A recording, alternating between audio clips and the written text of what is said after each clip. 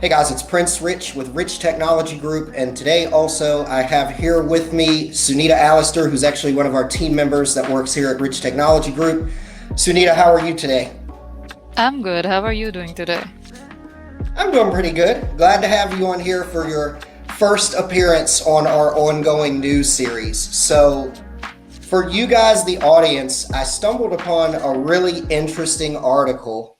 So, apparently, VoIP.ms has been attacked by some cyber hackers. It's a DDoS attack, which means denial of service attack. And there are some cyber hackers that are actually causing and wreaking havoc across their network. And they are asking for a ransom of $4.2 million. I'm going to read a little bit of this article really quick, just some excerpts from it. And then, Sunita, you and I, we're going to kind of go back and forth a little bit because I want to get your opinion on this as well as I'm going to Mhm. share my opinion on what I think and what I would do in this situation. So let's hop into this article. So, first thing it says is Quebec based provider of telephony services VoIP.ms is facing an aggressive distributed denial of service cyber attack, causing a disruption in phone calls and services. The incident began around September the 16th and has put a strain on the VoIP provider's systems, websites, and operations. VoIP.ms serves over 80,000 customers across 125 countries, many of whom are now facing issues with voice calls. I don't think we represent VoIP.ms at Rich Technology Group, but I've worked with a lot of customers that have mentioned it in passing. Like they've asked me about it or they're looking for an alternative to it or whatever. So I am familiar with them. But one thing that is new to me is that they're Quebec based. I did not know that they were a Canadian based company. But, anyways, let me just jump into a couple more things and then we're going to comment on this a bit. This says that VoIP.ms, this is actually a tweet that VoIP.ms put out on their Twitter. It says all our resources are still working at stabilizing our website and voice servers due to ongoing DOS attacks. We understand the significance of the impact on our clients' operations and want to reassure you that all of our efforts are being put into recovering our service. So, this is kind of their message to their clients that they put out through Twitter. And then finally, I wanted to read what the actual hackers themselves had actually put out, which is really interesting. It says, we hope that you have not suffered too much from our small demonstration. You now have the option of paying us 1 Bitcoin or suffer further service disruption. Payment should be made during the next hour. I mean, that's pretty tight time schedule. I'm going to reread that. Payment should be made during the next hour diligently, or we assign a team and make an example of VoIP.ms. If you do not comply promptly, we will also take out your 60 plus servers without breaking a sweat. Comply or fight, we do not give a bleep as we have nothing to lose. And it says 1 Bitcoin. And it looks like there's something that's been masked here, but my guess is maybe it's their account that they're wanting the Bitcoin sent to. It says, but 2 days later, the demand was up to 100 Bitcoins, which is set at a little over US $4.2 million. So, what's your take on this? What's your honest take on these people asking for this ransom? And then if you were in their shoes, what would you do? Would you give in? Would you not give in? And why? I'm curious to get your opinion on this. Well, quite surprising because I would have been thinking the same I'm thinking right now that what to do because encouraging them or giving them the ransom is going to be, encouraging for rest of the others who might have been planning something like that in future or maybe hoping to get into something involved into something like that. And if not to do it is like going to be a big loss, like they're just threatening them. So it's a very tough situation, I think.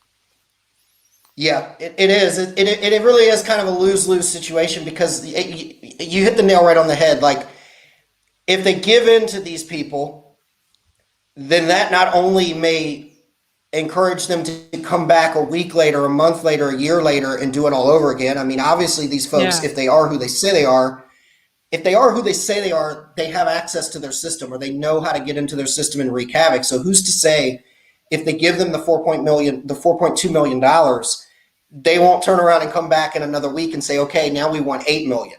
Now that A, we Exactly. know you Yeah. did it. Yeah. now that A, we know you did it the first time, and B, we know you've got the money. And the the other thing is, the other thing that you said that was also key right on point was you said it's going to encourage other parties or other hackers. You know, it's funny because when I stumbled upon this article, this was like one of like a dozen articles of just other voice over IP service providers that have been being attacked as well. So apparently this has become a thing with everybody using voice over IP now, and with UCAS solutions being more prevalent in the personal and in the business space. Um, that's my take on it. The other thing is who's to say that these people that reached out to them on Twitter, because apparently, let me look back at the article really quick. I'm not going to share the screen, but let me look back at it. These people call themselves REvil, which is spelled REvil. It's like devil, but with an R. They call themselves REvil, and they say this is our dominion, is like their hacker slogan. But who is to say that these REvil people are who they say they are? I mean, Exactly. who's to say? Yeah. What's your take on that? What's your take on that in general? Like, if they are who they say they are, or if they're just taking credit for an attack that's already going on? What I feel, Prince, here is they are not some simple people, right? And it's not going to be just bunch of people. It's just like a cover up with a name, and because the crime they are doing, it's a crime and it's a big deal. They are doing is not something like some just crosses somebody's mind like that. So they have been Yeah, probably planning it from since a year, or probably from few years. yeah, So there is something behind this thing. I would say that there's some kind of force behind them who is just uh, using them as puppets. I believe so. so you're thinking they are who they say they are, or not necessarily, or they are an actual Exactly. organized group who's put this There are together. probable. Okay. Yeah, there are probabilities because it can be what they're actually saying they are, because they are doing something which is a crime, no matter how Yeah. nicely they are portraying this thing and how nicely they are just actually trying to deal with them, like saying for the ransom and everything. Ransom for what? Like you're just destroying something and you're asking for the ransom at the same time. So I don't believe that they are just what they are. There are probabilities. Yeah. Yeah. And plus, you've got a point. Like, for them to put themselves out there, even if they weren't who they are, say, even if they were like what we call a copycat, or they're taking credit for somebody else's crime, like you said, doing even that, they're putting themselves at risk. I don't know if that's a crime or not in the United States to do that, to take credit for a crime you didn't commit. But then again, them asking for the ransom from a big company like that, if, well, I don't know. I don't know. I'm not an attorney, so so I'm not the one to say that. Let me look at another bit of this article to make sure there's nothing we missed. I don't think so. I don't know what's that with similar DOS. Okay. So this is saying in the article that earlier this month, another company, a UK based telecom voice over IP provider called VoIP Unlimited, was also slapped with a similar DOS attack that was suspected to originate from REvil. Now, the keyword here is it was suspected to originate from REvil. It's not saying that REvil is taking credit for it, so that's hard to say. But apparently, they do have a Twitter account. I'm looking at the tweets here, and it looks like the timeline makes sense. They literally tweeted VOIP.ms and said, "We have initiated the disruption. Service disruption is restarting," and they're even sending them messages like, "The price for us to stop this is now 100 Bitcoin in the Pacebin BTC address." So that's the address that you saw in the article. I don't know. Like, before we conclude this video, well, but before, because I talk a lot, you already know that, Sunita. Is there anything else you want to add to the subject at hand? And then I'll tell you what I think, what I would do if I was in VoIP.ms's position. Well, I think that this is a very weird thing happening over here because nobody can just destroy somebody else's property or some stuff. that belongs to them and then claim some money for that. So this is quite weird for me. I mean, if they are the rebels, they are saying they are, and if they are not claiming the other crimes, and but they are saying that they take the full responsibility of this one. So this is kind of thing like that makes me think about it. I mean, what's happening in the world right now? Because this is Yeah. completely insane. This is something insane and weird for me. I would say, yeah. Yeah. It's funny because you may not know this because even though you've worked here at Rich Technology Group for a while, for about a year now, in the previous years, even before you were here, I've seen many companies get DOS attacked. I've Hmm. seen some of the companies that we work with, which are not to be named in this video, but some of the companies that you and I work with on a daily basis, even before you came along and was a part of the team, I've seen them get attacked. But Okay. this is the first time I've ever seen anybody ask for ransom. That's the thing that makes this so weird is they're not just attacking just to attack. It's the first time that I've ever seen somebody just come out and be like, "We'll stop if you give us money." So, Exactly. yeah.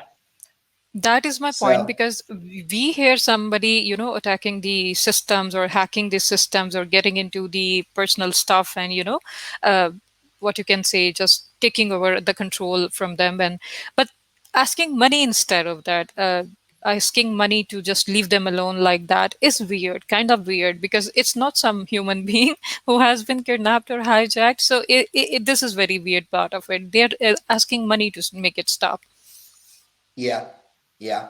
And like you said earlier, like you figure if somebody like that has the integrity, or should we say lack of integrity, that they would do something like this to a company. They're I don't see why if they gave in and gave them the 4.2 million, and that brings me into what I would do. And before we end the video, what would I do if I was in the shoes of VoIP.ms?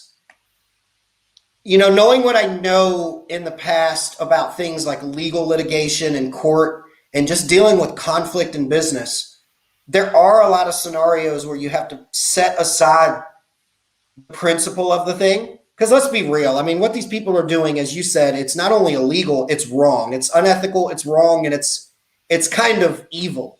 I was almost hesitant to say evil, but since the person's name, they call themselves REvil, which is synonymous Exactly. with devil. I guess we could just go ahead and say what they're doing is evil. And so it's like I know from what I know from just understanding business litigation, a lot of times with these big companies like that, to to serve their customers, to preserve their brand, to preserve their quality of service, and to also get their customers who are suffering the most from this out of a hard spot so that Hmm. they have the services that they need to run their business or communicate properly.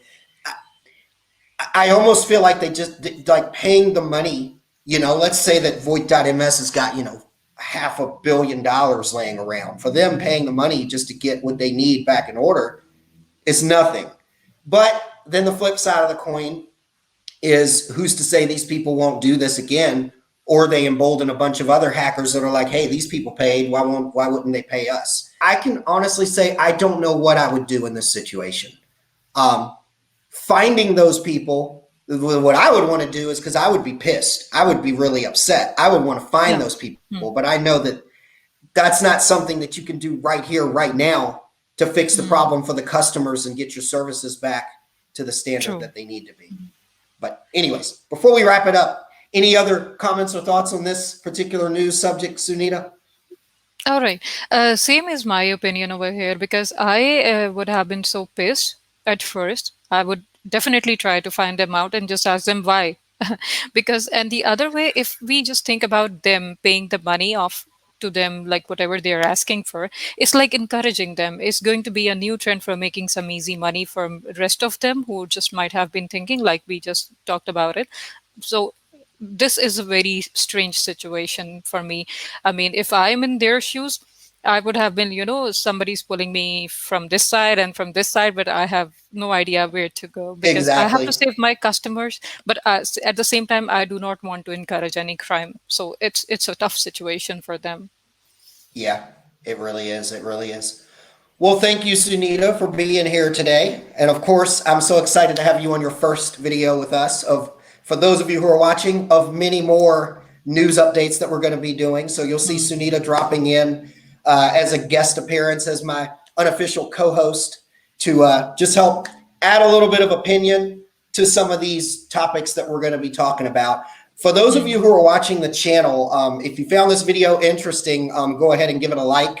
Also, don't forget, you're watching the #1 channel on all things business phone systems, business internet related, just tips and advice and best buying practices to help you make the best decisions for your business, as well as maybe even save you a little bit of money. So hit that subscribe button so that you don't miss any of our updates.